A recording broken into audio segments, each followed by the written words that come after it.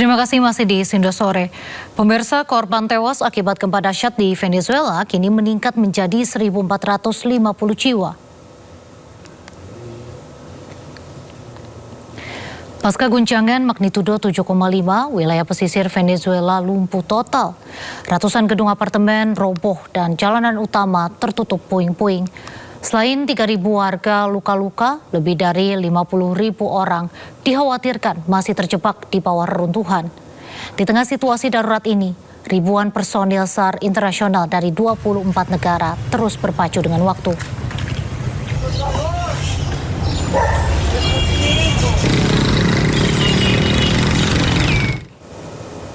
Ratusan orang yang mengungsi akibat gempa bumi dahsyat di Venezuela telah mencari tempat berlindung sementara di Kompleks Olahraga Jose Maria Vargas di Maiquetía, La Guaira.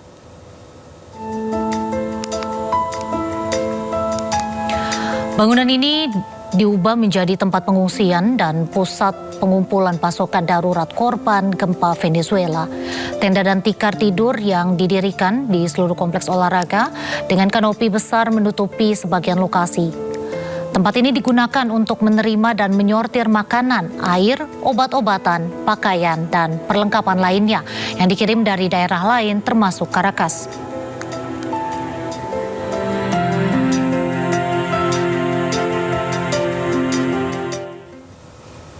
Sekitar 22 orang masih terjebak di bawah reruntuhan gedung Vistamar Venezuela. Petugas pun tak henti berupaya mengevakuasi semua korban.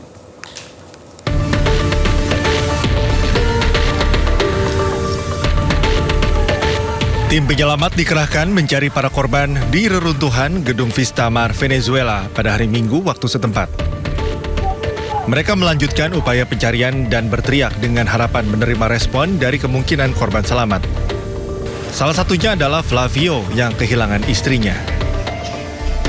Sí, esperemos con el favor de Dios logremos encontrar a mi esposa y a mi mascota, que tenemos 4 días que no sabemos de ella y bueno, jamás perdemos las esperanzas. Bueno, en este momento un poco complicado, porque aunque hace media hora, 40 minutos se escuchó la respuesta de una señora, el acceso hacia la rampa, que sería el estacionamiento, está obstruido. Pero también comentan residentes, ¿verdad?, que conocen el edificio, que no solamente tiene un sótano, sino que tiene un segundo sótano. Entonces las posibilidades de que exista alguien en el segundo sótano es muy alta, porque somos una zona muy protegida ante estos derrumbes. Pero también es complicado que nos escuchen desde acá arriba. Entonces se está manejando con la esperanza de que en el segundo sótano. Menurut data resmi, gempa bumi telah menyebabkan 1.450 orang tewas dan lebih dari 3.000 orang terluka. Platform Missing Earthquake Venezuela telah menerima laporan lebih dari 64.000 orang hilang setelah gempa bumi. Namun, 49.000 diantaranya belum ditemukan.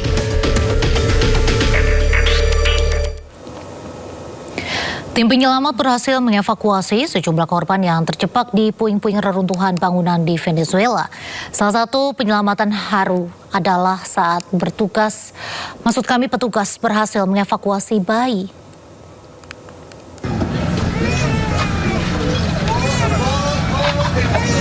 Tim pencarian dan penyelamatan AS berhasil menarik bayi berusia 9 bulan hidup-hidup dari reruntuhan bangunan yang runtuh di Venezuela pada hari Sabtu waktu setempat. Para penyelamat dengan hati-hati membawa bayi yang dibungkus selimut dari reruntuhan sebelum menyerahkan bayi dari satu anggota tim ke anggota tim lainnya. Bayi kemudian dibawa untuk mendapatkan perawatan medis sementara tim darurat terus mencari di dalam bangunan yang runtuh.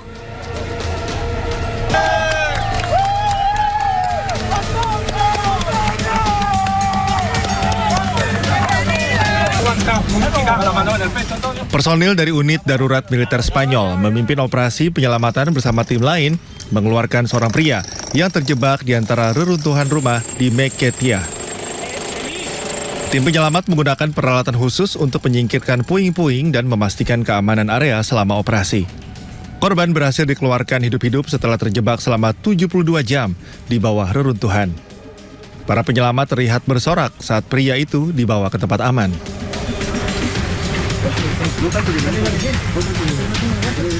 Tentara Meksiko berhasil menyelamatkan seorang anak laki-laki dalam kondisi hidup dari reruntuhan di La Guaira. Setelah 6 jam memotong beton, mendobrak titik akses, dan membersihkan puing-puing, sebuah regu dari batalion tangkap darurat berhasil membawanya keluar dalam kondisi hidup. Petugas penyelamat mengamankan korban muda di atas tandu sebelum membawanya ke ambulans.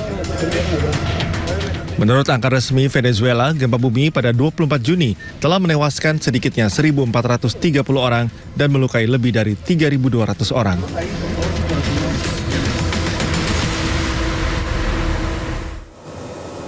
Informasi selanjutnya, pemirsa, Amerika Serikat melancarkan serangan terhadap sejumlah situs militer Iran di sekitar Selat Hormuz. Serangan ini diklaim sebagai respon atas serangan terhadap kapal tanker minyak berbendera Panama.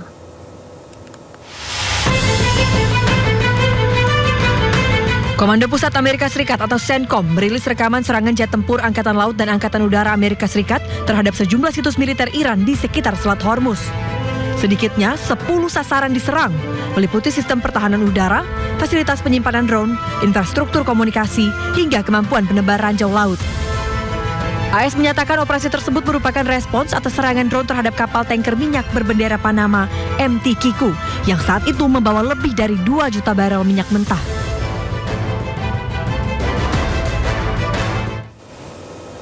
Pasukan Garda Revolusi Islam Iran atau IRGC meluncurkan rudal ke pangkalan Amerika Serikat di Kuwait dan Bahrain.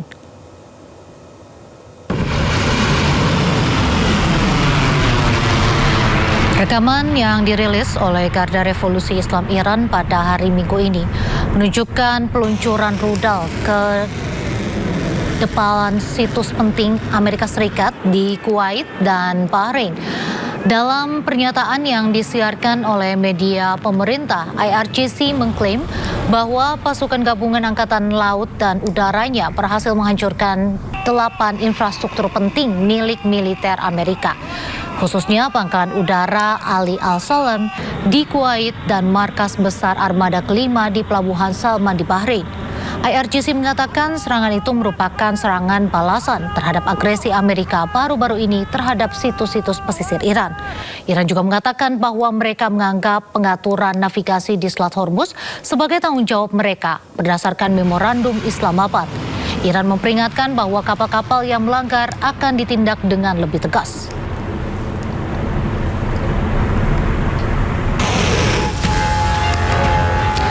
Tak berhenti di situ, Iran juga membalas serangan Amerika Serikat. Iran menyerang Bahrain dan Kuwait pada Minggu dini hari. Bahrain dan Kuwait menyatakan bahwa Iran menargetkan mereka dengan serangan drone dan rudal. Serangan ini bersamaan dengan pengumuman Badan Maritim Multinasional yang akan memperluas rute pelayaran di dekat Oman.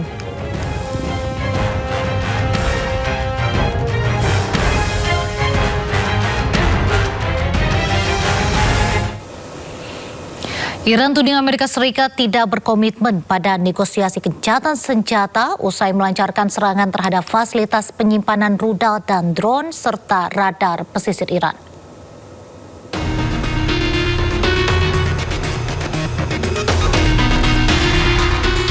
Ketua Komisi Keamanan Nasional dan Kebijakan Luar Negeri Parlemen Iran, Ebrahim Azizi, mengatakan Amerika Serikat tidak berkomitmen terhadap prinsip-prinsip negosiasi maupun gencatan senjata. Azizi menyampaikan pernyataan tersebut setelah Amerika Serikat melancarkan serangan terhadap fasilitas penyimpanan rudal dan drone serta radar pesisir Iran pada 26 Juni.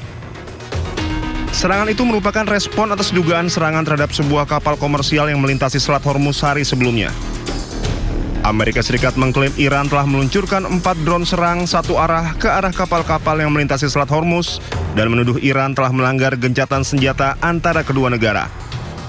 بدون شک جمهوری اسلامی برای برخورد قاطع با هر رفتاری که خلاف تفاهمنامه امضا شده صورت بگیره آمادگی داره، با هر رفتاری که بخواد در واقع موجب ناامنی و یا عبور از خطوط قرمز جمهوری اسلامی ایران باشه، آمریکا باید بداند و کشورهایی که میخوان از مسیر تنگه هرمز عبور کنن باید بدانند باید از مسیر اقتدار عبور کنن از خطوط ترسیم شده ایران عبور کنند. تنگه هرمز امروز در مدیریت هوشمند نیروهای مسلح به ویژه نیروی دریایی سپاه پاسداران انقلاب اسلامی است. هر گونه تخطی از تدابیر، از اقدامات، از دستورات و از اون مسیری که برای این آبراه پیش بینی شده قطعا مورد برخورد قرار میگیره. Perkembangan tersebut terjadi saat Iran dan Amerika Serikat sedang melakukan perundingan merampungkan nota kesepahaman mengenai gencatan senjata yang menghentikan perang yang dilancarkan Amerika Serikat Israel terhadap Iran pada akhir Februari lalu. Perundingan tersebut juga bertujuan mencapai kesepakatan mengenai program nuklir Iran dan pencabutan sanksi terhadap negara tersebut. MOU tersebut mulai berlaku pada 18 Juni setelah ditandatangani secara elektronik oleh Presiden Amerika Serikat Donald Trump dan Presiden Iran Masoud Pezeshkian. Dokumen tersebut memberi waktu 60 hari bagi kedua negara merundingkan kesepakatan final mengenai program nuklir Iran dan pencabutan sanksi Amerika Serikat.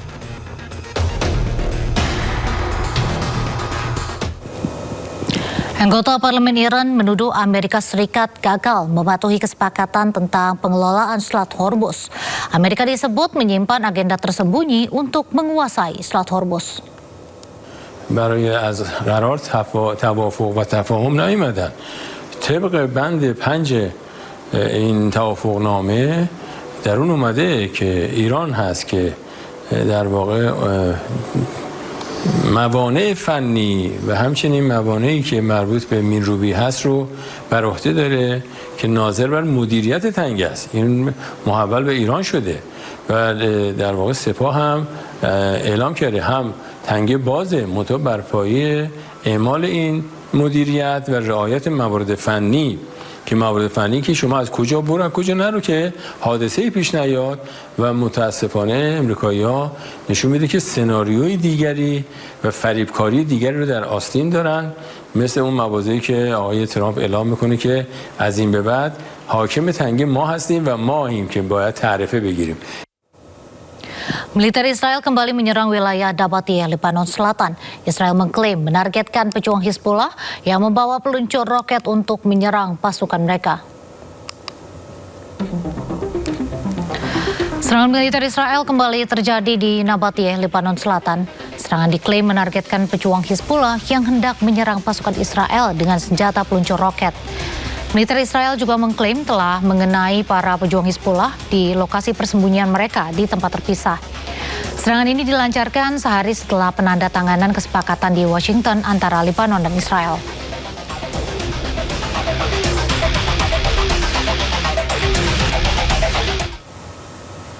Perdana Menteri Israel Benjamin Netanyahu menyatakan Israel bukan pihak dalam perjanjian antara Amerika Serikat dengan Iran. Netanyahu tegaskan tidak akan tinggalkan zona keamanan yang untuk mencegah serangan Iran dan Hizbullah. אנחנו אמרנו מלכתחילה, אנחנו לא היינו צד להסכם בין ארצות הברית ואיראן, אבל זה לא אומר שאין לנו אינטרסים. יש לנו אינטרסים, אנחנו גם נביע אותם. אגב, גם הנושא המרכזי, שהוא הנושא הגרעיני, אני מתכוון לשלוח משלחת לוושינגטון שתבהיר מהם האינטרסים הישראלים. אבל אני בוודאי עומד על האינטרסים הישראלים כאן בגבולנו, והבהרתי מלכתחילה, אנחנו לא נצא מאזור הביטחון. אני חושב שכל אחד מבין את זה. ואני חושב שגם בארצות הברית מבינים את זה היטב, ועובדה היא שמזכיר המדינה, מרקו רוביו, שאיתו קיימתי כמה וכמה שיחות, הוא בעצם נתן את תמיכתה של ארצות הברית לתפיסה הזאת של אזור ביטחון שמונע.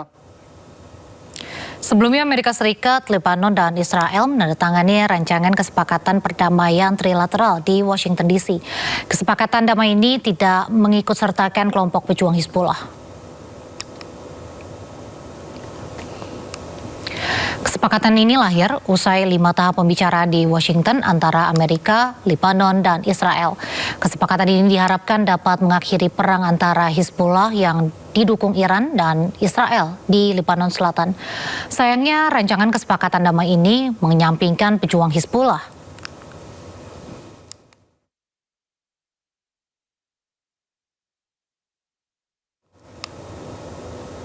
Tak peduli dengan perjanjian damai Amerika-Iran, serangan Israel kembali mengguncang jalur Gaza, menyebabkan sedikitnya 3 orang tewas. Sebuah kendaraan sipil yang melintas di Jalan Salah al-Din, Gaza Tengah, menjadi sasaran serangan pasukan Israel pada Jumat lalu. Kendaraan langsung terbakar hebat, sementara tim medis dan warga mengevakuasi para korban.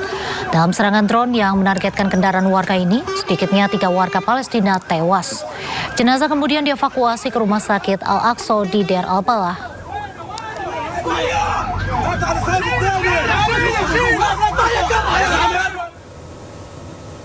Tentara Israel pamer membuat konten pamer kapal perang mereka yang berpartisipasi dalam operasi militer intensif di lepas pantai Gaza.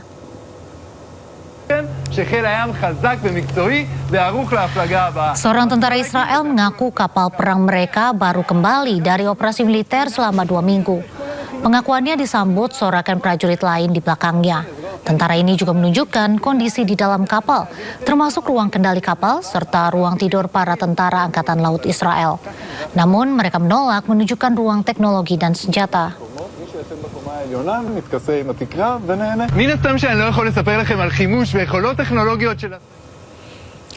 Pasukan pendudukan Israel berjaga di kota tua Hebron, West Bank, Palestina, memberikan pengamanan kepada pemukim ilegal Israel.